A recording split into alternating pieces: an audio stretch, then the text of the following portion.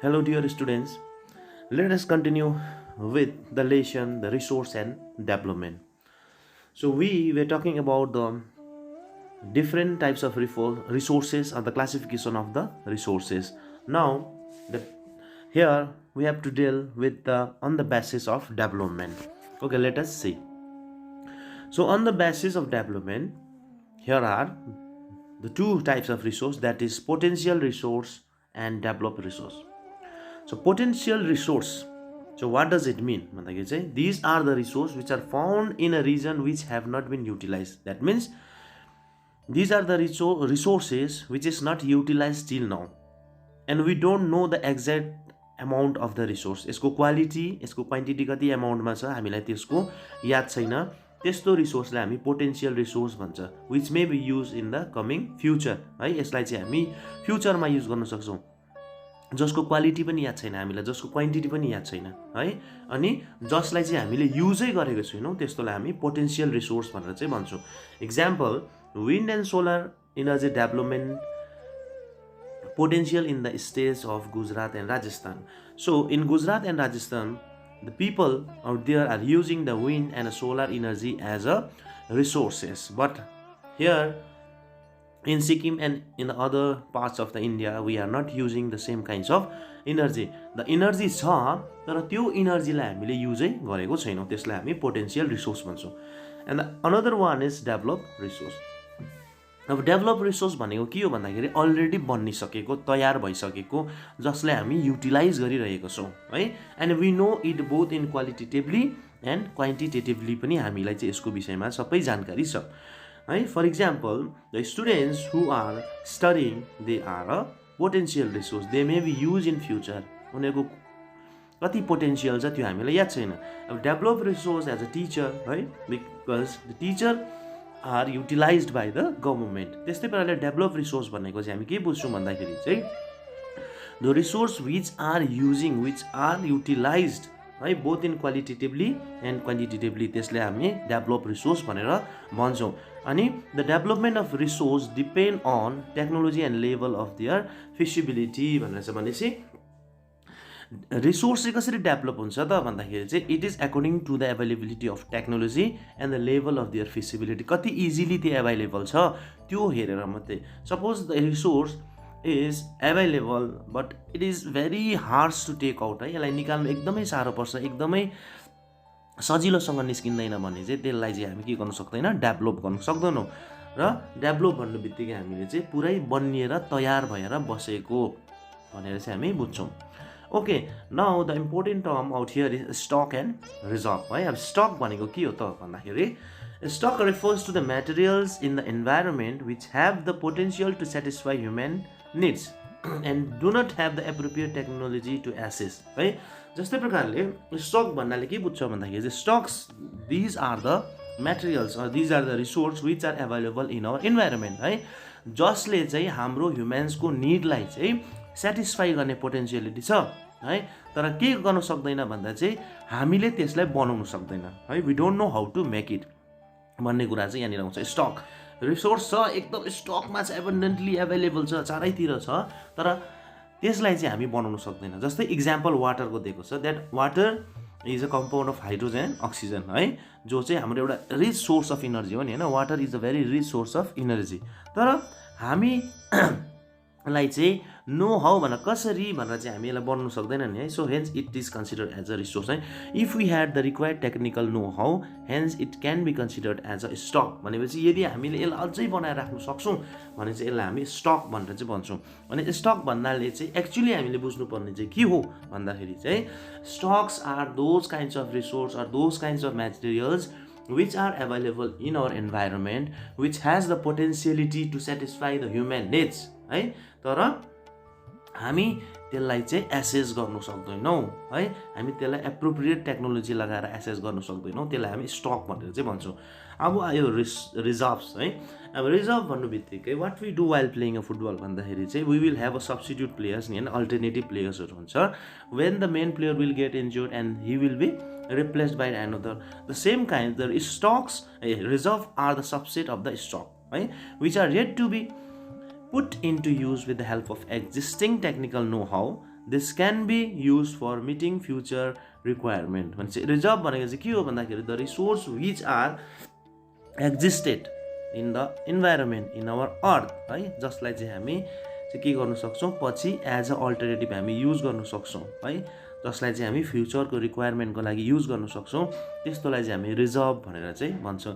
जस्तै for example river water can be use for generating hydro electric power, but presently it is being utilize only to a limited extent. जस्तै पानी छ नि होइन, पानीको त स्टक छ नि, वाटरको त स्टक छ है, तर त्यो स्टकलाई हामी के गर्न सक्छौँ भन्दाखेरि we can generate hydro electricity from the water, तर हामी यसलाई लिमिटेडली युज गरिरहेको छौँ, है। अनि हामी के गर्छौँ भन्दाखेरि चाहिँ water in the dams is a reserve which can be use in the future भनेपछि रिजर्भ गरेर राखेको छौँ वाटरलाई, त्यसलाई चाहिँ हामी फ्युचरमा युज गर्नु सक्छौँ। र रिजर्भ भन्नलाई हामी के चाहिँ बुझ्छौँ, के कन्क्लुड गर्न सक्छौँ भन्दाखेरि चाहिँ the resource or the materials which are available in our earth but which are yet to be use, जसलाई चाहिँ हामी युज गर्नु बाँकी छ, केले भन्दाखेरि चाहिँ with the help of technology, so that is a reserve. So problems created by indiscriminate use of resource by a man. All we know that if we are not going to use anything wisely, then we will definitely fall in a problems. हामीलाई problems face गर्नुपर्छ, हामीले we have to face problems. So likewise we have to use resource in a very wise way. हामीले एकदम सोचेर सम्झेर मात्रै हामीले resource चाहिँ हामीले के गर्नु पर्यो, हामीले युटिलाइज गर्नु पर्यो। इन्डिस्क्रिमिनेट युज गर्यो, हामीले जताभावी रिसोर्सलाई युज गर्यो भने के हुन्छ भन्दाखेरि चाहिँ that resource will get depleted, सकिन्छ, है। अब के हुँदैछ अन्त फरेस्टहरू किन सकिँदै जाँदैछ भन्दाखेरि चाहिँ बिकज अर्बनाइजेसन बढ्दैछ नि होइन, urban cities and town are growing up, त्यसले गर्दाखेरि फरेस्ट एरियाजहरू क्लियर हुँदैछ। And we are not thinking that the forest are the key elements of our environment, होइन। Without forest we can't imagine of having a very good environment, है। And resource got accumulated in the hands of few people, the society is divided into rich and poor. भनेपछि if we are not using resource in a proper way then one day there will be a division in a society, that is a division of rich and poor. धनीकोमा त छँदैछ, पुवरकोमा चाहिँ हुँदैन, अनि त्यसले गर्दा के हुन्छ सोसाइटीमा डिभिजन आउँछ, अनि एकदम स्ट्रङ पिपल रिच पिपलको मान्छेको हातमा मात्रै रिसोर्सहरू चाहिँ त्यही सीमित भएर जान्छ। Another is global warming, ozone layer depletion, environmental degradation and other problems. So these are also the other problems that has been caused by the indiscriminate use of a resource. अब global warming हामी देखिरहेको छ, दिनदिनै अर्थको temperature बढ्दै बढ्दै गइरहेको छ, ओजोन लेयर डिप्लेसन भन्छ, होइन। वाट वी डु, है, we burn a different types of things out here हाम्रो लोकालिटीमा, then that will release a carbon dioxide, त्यो कार्बन डाइअक्साइड माथि गएर ओजोन लेयरलाई के गर्दैछ, डिप्लेट गर्दैछ, होल बनाउँदैछ नि, अनि त्यसले गर्दाखेरि के हुन्छ हामी दुनियाँ प्रकारका एसिड रेनहरू भयो, होइन, स्किन क्यान्सरहरू। So these are the kinds of problem the people have to face if we use resource indiscriminately. And the important one out here is sustainable development. अब सस्टेनेबल भनेको के हो भन्दाखेरि चाहिँ जोगाउनु भनेको, सस्टेन गर्नु भनेको चाहिँ बचाएर राख्नु भनेको। So economic development which does not damage the environment and at the same time takes care of the need of the future generation is called sustainable development. अब सस्टेनेबल डेभलपमेन्ट चाहिँ this is a economic development, है, जसले चाहिँ हामी चाहिँ environment हामी damage गर्दैनौँ, त्यसको साथसाथमा if we are taking care of the needs of the future generation, है, त्यसलाई चाहिँ हामी सस्टेनेबल डेभलपमेन्ट भनेर भन्छ। Resource are evidently available in our earth surface but we have to use it very wisely. हामीले एकदमै दिमाग लाएर युज गर्नुपर्छ नि, किन भन्दा यो सकेर जान्छ भने रिसोर्स त हामी मात्रै होइन नि त, हामीले मात्रै युज गर्ने होइन नि त, अब आउने जेनेरेसनले पनि रिसोर्स त के गर्छ, युज गर्छ, अनि उनीहरूको लागि पनि त्यो फ्युचर जेनेरेसनको लागि सोचेर हामीले के गर्नुपर्छ, रिसोर्सलाई चाहिँ हामीले राख्नु सक्नुपर्छ, है। अनि सस्टेन गर्नु भनेको त्यो चाहिँ पछिको लागि युज गर्नु, आज छ भन्दैमा सबै नखाइहाल, भोलिको लागि पनि चाहिन्छ भन्ने। जस्तै प्रकारले हामी के गर्छौँ, वी, है, कलेक्ट मनी, हामी मनी कलेक्ट गर्छौँ, ब्याङ्क ब्यालेन्स राख्छौँ नि, होइन, so that particular money will be use when we will fell ill, हाम्रो घरमा केही साह्रो पऱ्यो भने त्यो चाहिँ सस्टेन गरेको भन्छ नि, हामी 1 रुपियाँ 2 रुपियाँ बचाउँदै बचाउँदै फ्युचरको लागि हामी युज गर्छौँ। So likewise we have to sustain the resources for the future generation also. अन्त रिसोर्स चाहिँ है युज गर्नु तर विदाउट ड्यामेजिङ इन्भाइरोमेन्ट, त्यसलाई चाहिँ हामी सस्टेनेबल डेभलपमेन्ट भनेर चाहिँ हामी भन्छौँ।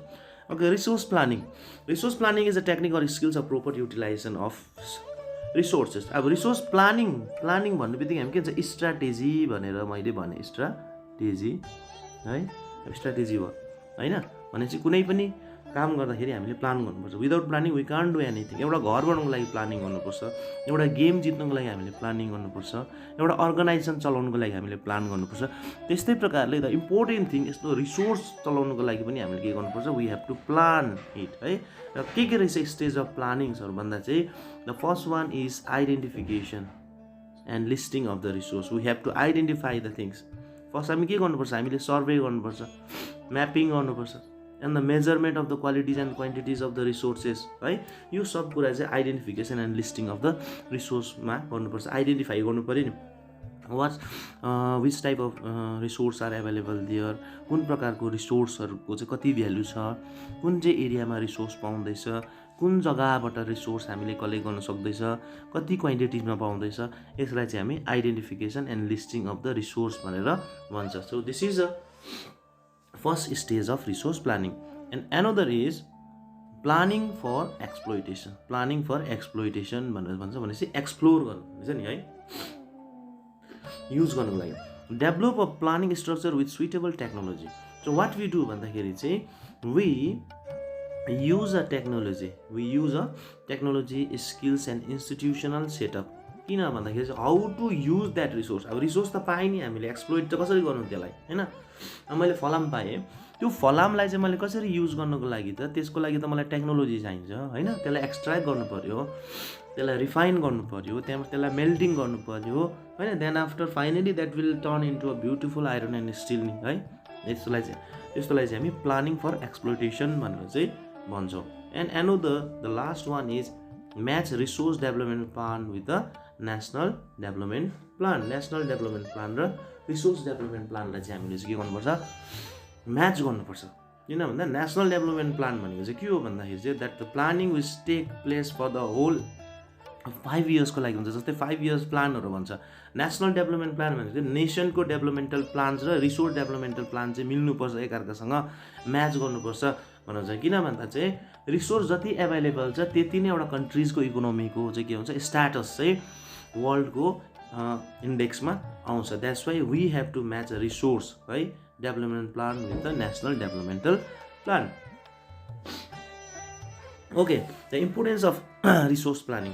Why it is necessary for resource planning. किन रिसोर्स प्लानिङ गर्नु चाहिँ एकदमै आवश्यकता छ भन्दा चाहिँ ब्यालेन्स डेभलपमेन्टको लागि, बराबरीको युटिलाइजेसन हुनुको लागि चाहिँ प्लानै गरेको छैन भने के हुन्छ भन्दाखेरि चाहिँ हाम्रो काहीँ न काहीँबाट चाहिँ एकपट्टि फाका परिहाल्छ। So here the first one is some regions in India rich in certain resource and poor in some other countries. भनेपछि के छ भन्दा the availability of resource is not uniform in all the parts of the India. सबै resource सबै जग्गामा पाउँदैन नि। Some of the states are rich in producing gold भने some of the states are rich in producing coal है, त्यस्तो खालके हुन्छ। त्यही कारण इन्डियाको सबै जग्गामा एउटै प्रकारको रिसोर्स पाइँदैन। त्यही कारण हामीलाई रिसोर्स प्लान गर्नु एकदमै जरुरी छ। किन भन्दा चाहिँ फर अ ब्यालेन्स डेभलपमेन्टको लागि। Example, Rajasthan is poor in water resource but rich in solar and wind energy.